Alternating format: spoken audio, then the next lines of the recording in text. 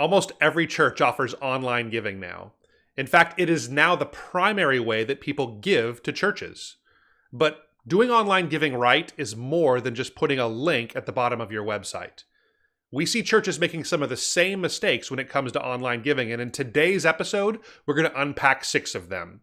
We hope this conversation helps your church reach more people and grow. This is the Reach Right Podcast.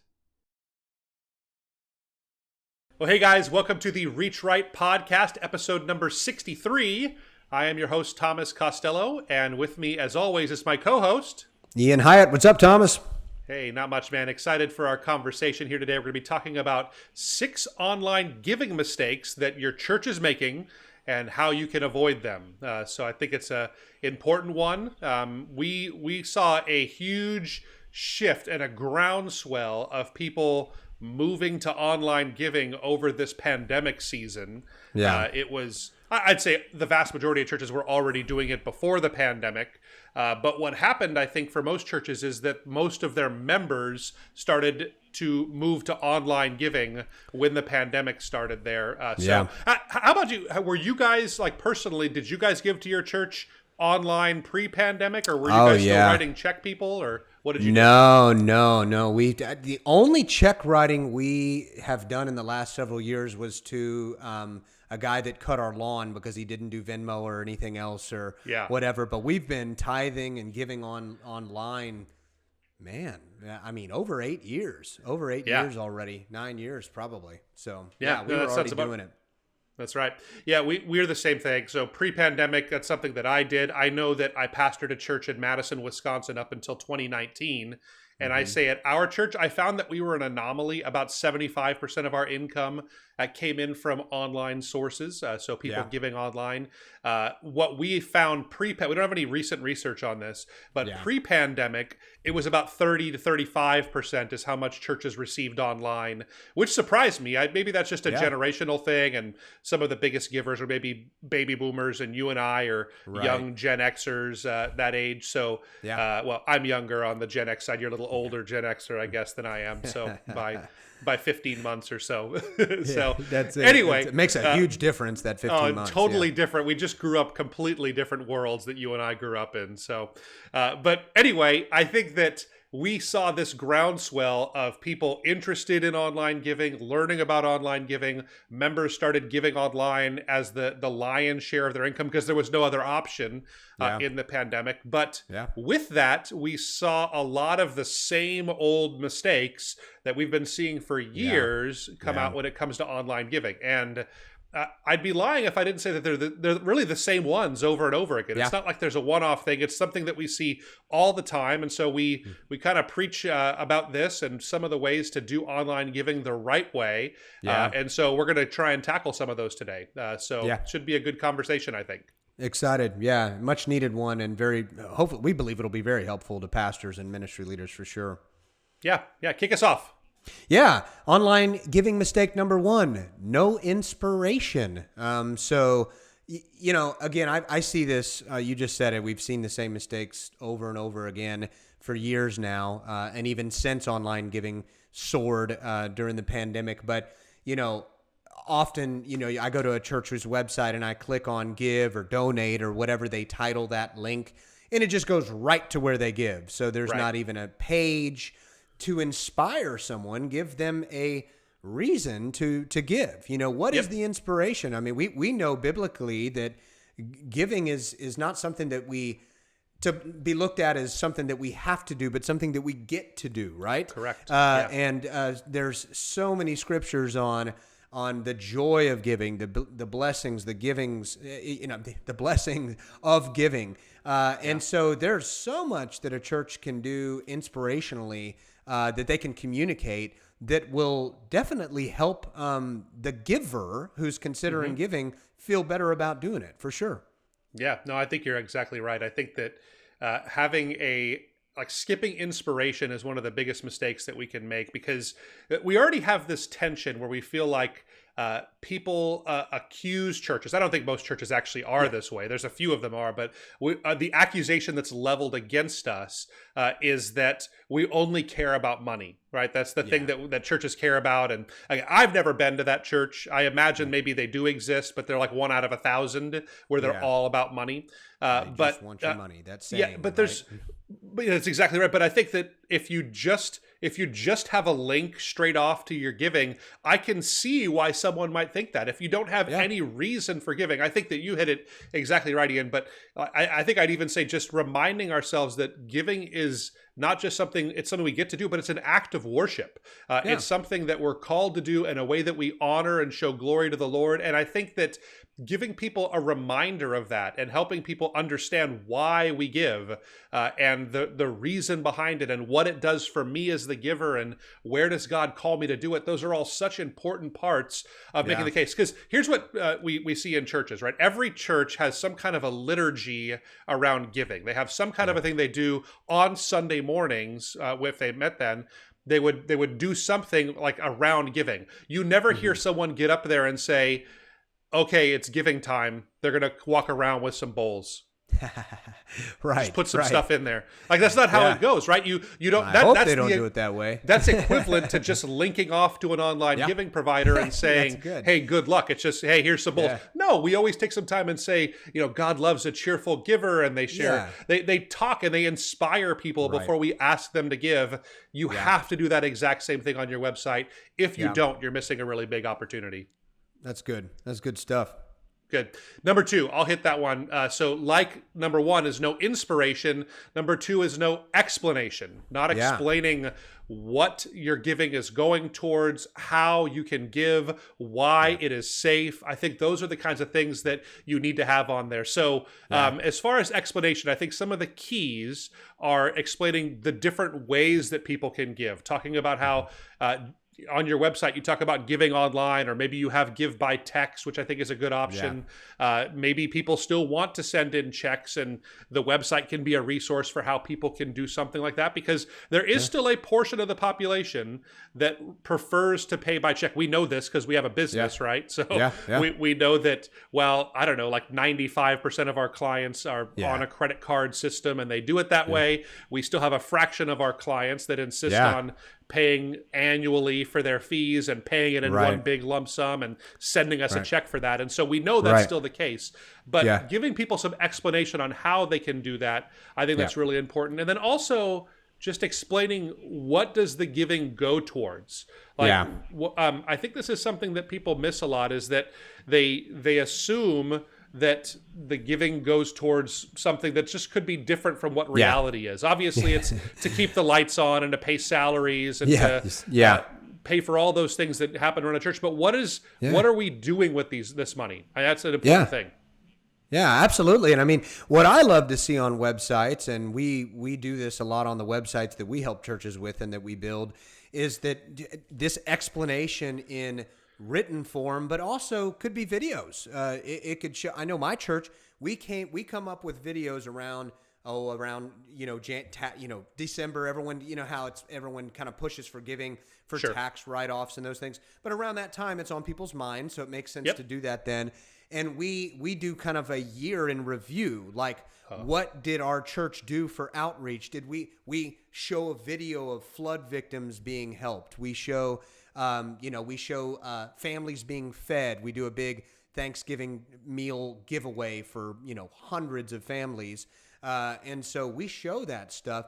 And it may not be something that big. It might just be, hey, if you guys did a community outreach, or, I know your church used to do laundry love. You'd take over laundry mats and wash people's clothes for free. Tremendous way to bless people that could just, use some fresh clothes and some help financially for even that little thing. And, we had photos of that on your website, and we do this on other websites.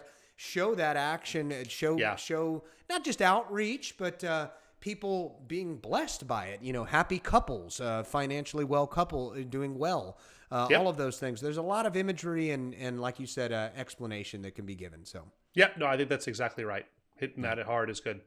Yeah, good. Number 3, discouraging credit cards. You just kind of touched on it a little bit. We do still hear from several churches, not as many, that want to do everything by check. And honestly, I hear this more than you, being on the ground level and the front line, so to speak, working with churches and consulting through good website strategies. We always touch upon giving. I touch upon online giving and virtually every conversation that I have. And I still get this question, even though online giving usage has soared, like you said, since the pandemic. I still get this question, hey, but gosh, we don't really, we're unsure of allowing people to use credit cards because, there's a transaction fee and we're missing out on all of the offering. And while that's true, the fact of the matter is what we've seen for years is by allowing credit card usage for giving and donations, churches' giving goes up. And there's so much data. There's statistical data on this because here's the thing. Everyone, well, I shouldn't say everyone. I would say probably 90 some odd % of people, that's what they use credit cards. That's what they use. They use their credit or debit card. It's funny. Just the other day, my girl, as you know, plays volleyball. And, we had to pay either by cash or check for a school T-shirt, a volleyball T-shirt. And we couldn't buy it at that time. We were like, oh, we don't have cash, and we also don't. I maybe had like $2 left over from something. I didn't have all the cash, and we didn't. We definitely don't carry our checkbook around. And my wife was even chuckling, "Who carries a checkbook around?" And then this other family bias was like, "Yeah, we don't have it either." So it's like same thing. People are used to it, so you're not going to miss out as much.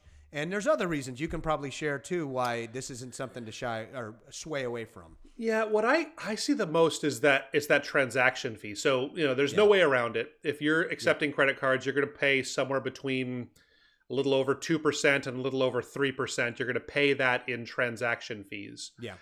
And some churches, and I've worked with leaders on this, is they have such a hard time with that. And so they'll start to have conversations, like they'll say things in church that say, hey, if you're going to give online, make sure to use a check because, or make sure to use your ACH transfer because when you do that, it saves us a lot on fees. And I get it.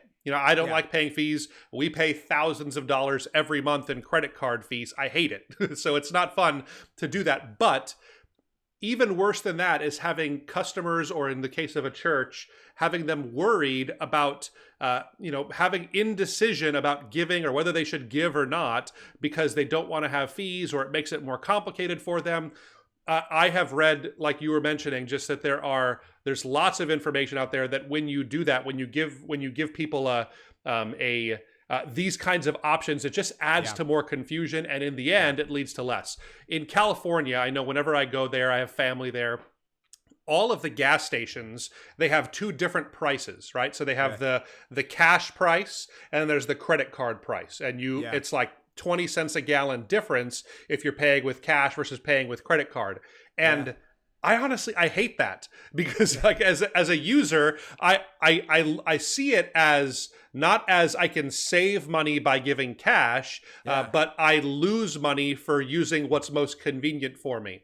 And I think for churches, again, it's not a matter of saving money versus spending money. I just think that in the end, you want to just take all of these thoughts out of people that are giving to your church. We don't want them. It's an act of worship. I don't want them being worried about how much are fees and all those kinds of things. I just want them to give. I think a lot of people understand that we can save some money if you do that. One other thing I'll say too is there's some giving providers that have a button that says I choose to cover the fees, or I want to cover it. I know that our favorite is a company called Tithely. They do great work. They have those kinds of options. Personally, if I had an option to turn that off, I'd rather not have that because again, I don't want people worried clicking that and seeing, oh, that's how much the fees are. Maybe I should just be giving in check and I'll do it next time I'm at church, and then they're gone for a couple weeks. I just don't like the added thought that goes into it. I just want to make it easy and have people give what they feel led to give, and we'll go ahead and eat the fees. That's kind of my thought on it there. Yeah, I was going to mention one other thing. I'm glad you covered the option there. That can be convenient, but I agree with you. Just when there's more for someone to think through, especially when it comes to giving, because let's just face it, I haven't always been a cheerful giver. Sometimes there's been some times in my life where I tithe and all of that, but there's been times where it's a little tougher at times to do that. So I'm not always cheerful as I should be, but if I'm obedient, but here's what I'm saying is, if someone gets to that giving page and they're not so cheerful and they already have some apprehension, let's not give them more reason to be apprehensive, right? So that's kind of another thing to say there. Yeah, so I think that's exactly right. Yeah, and I'll say one last thing as we close up on this point here is that there is some concern, like for those that are Dave Ramsey type folks. I'm a big Dave Ramsey guy. I've led financial peace universities.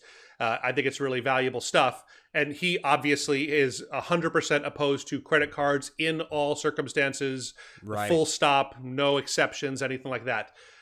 So to be clear, when we're talking about credit cards, that also includes debit cards. So if you're a church that does Financial Peace University and you feel like it's somehow hypocritical to accept that, the idea is encourage your people to use a debit card on there. They don't have to use a Visa card that they're going into debt to give to your church. Nobody really wants that. We don't want people giving outside of their means with those areas. So debit cards work the same way. So when we talk about giving with credit cards, debit cards are the same, and they have the same kind of fees, unfortunately. So that's just the way that's is. Good. So let me hit number 4. This will be the one that's probably most controversial today. I think that churches, I guess mistake number 4 is not accepting Bitcoin.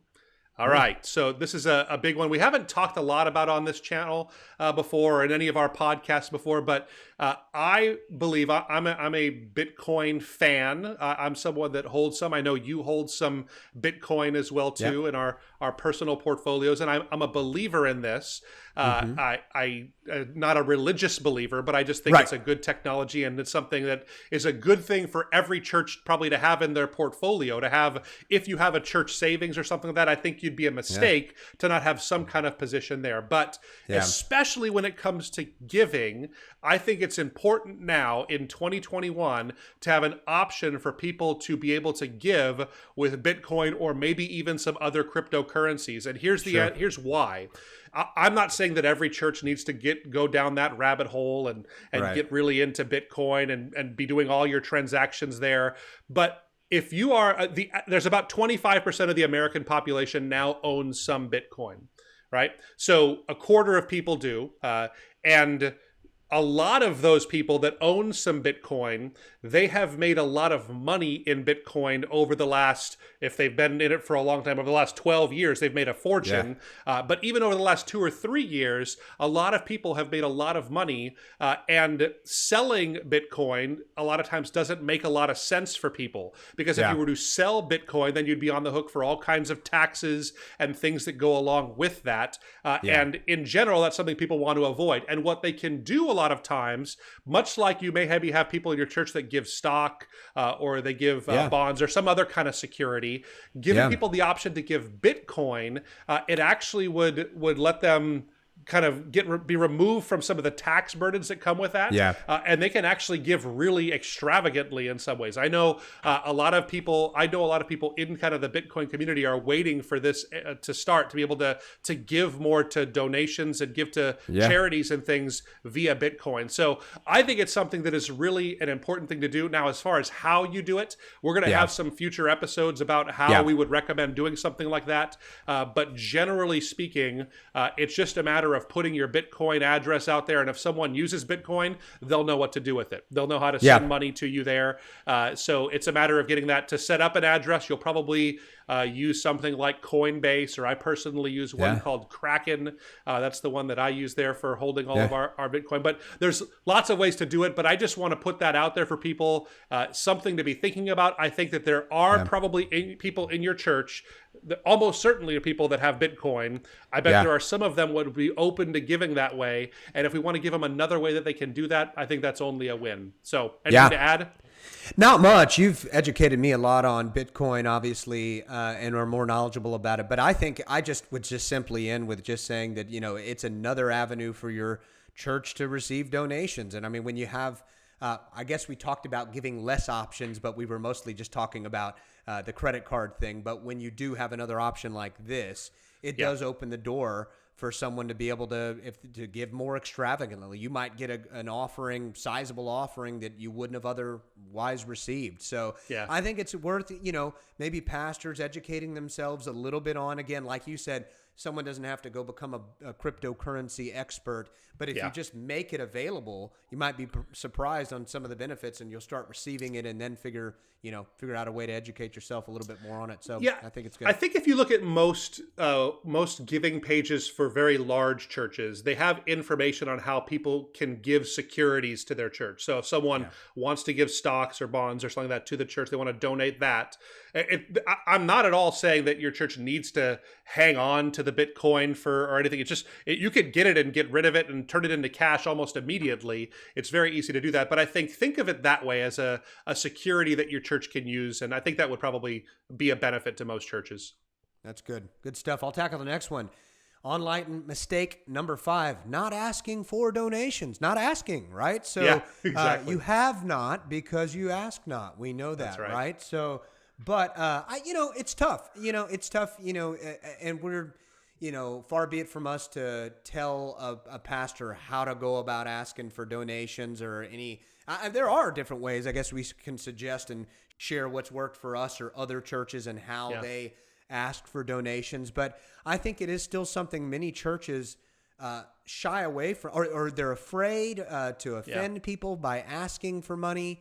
I've even, been to churches in the past that they just say, hey, we're not going to ask about giving at all. Like they don't even mention anything about an offering during the service or anything. They just they believe against that. But I really think, and I know we agree on this, that there's a big mistake in being tentative and not asking for donations, as long as it's done the right way and within the right heart with things. So Some of the best advice I ever got as a pastor is from Pastor Robert Morris at a Gateway Church up in Southlake, Texas.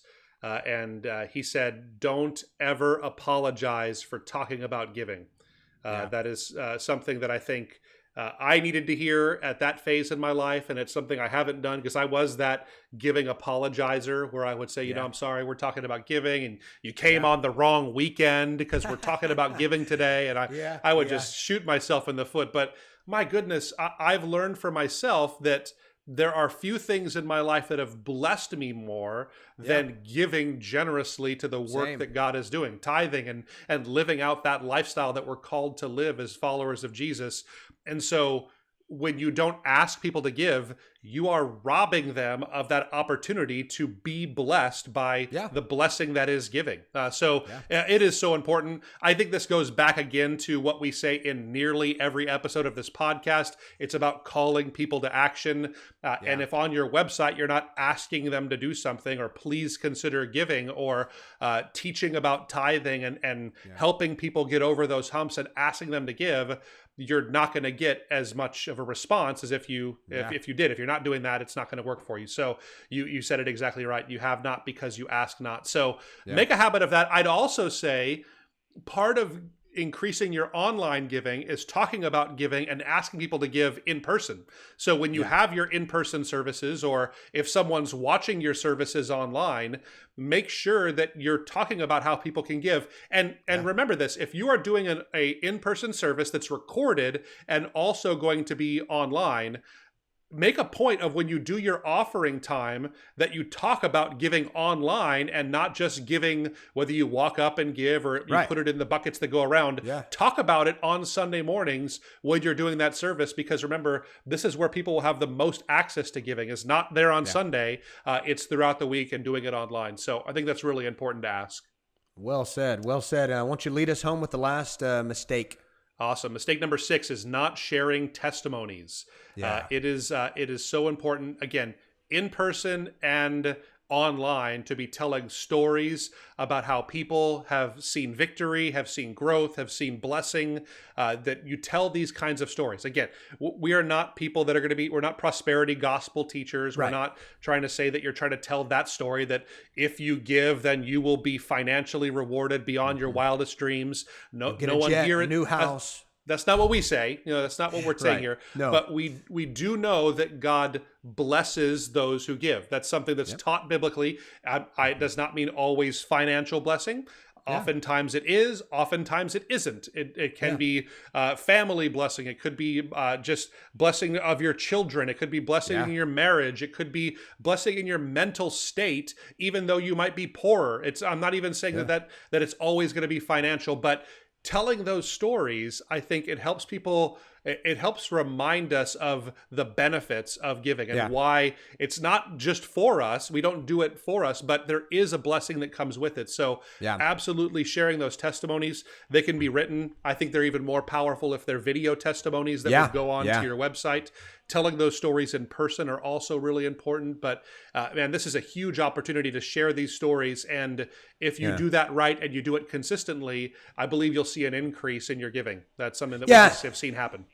And I think also too, this also will get a church over the hump of, if it only comes from the pastor, asking for donations or whatever, again, that stigma of the church only wants my money. Well, we know this saying, the third party credibility builder, same thing. So when a business gets like testimonials of their service that they provide and everything, that's called a third-party credibility builder because it's not coming from the business themselves. It's coming from someone who was blessed by the business's services or enjoyed their services and would vouch for them. Same thing. You're here. This comes from a member, comes from someone there. I remember. I'll kind of close on this. I remember when I was saved in college. I've told you this story before, and when I was coming to faith, I was on fire for Jesus. Just got saved. Probably about one of the first messages, I don't know, maybe third message or so that I heard was just on tithing. Yeah. And you would think, oh no, here's a guy in college. He doesn't have his career yet, and he's new to the faith, and we're going to preach on tithing. That might be one of the biggest concerns a pastor would ever have, right? But instead, for me, I was coming to faith on fire for God. I was taking the Lord at everything he said. And here I get this message about how test me in this and see if I don't pour more blessing on you than you know how to handle, right out of Malachi. Yeah. And I'm like, wow, I believe in you, God. I'm going to do this. And we did it, my wife and I. And we saw the blessing right away. We did see some financial surprises after we did it, but we also spiritually, it grew our faith and trust in the Lord. And I have shared that story with video testimonials before.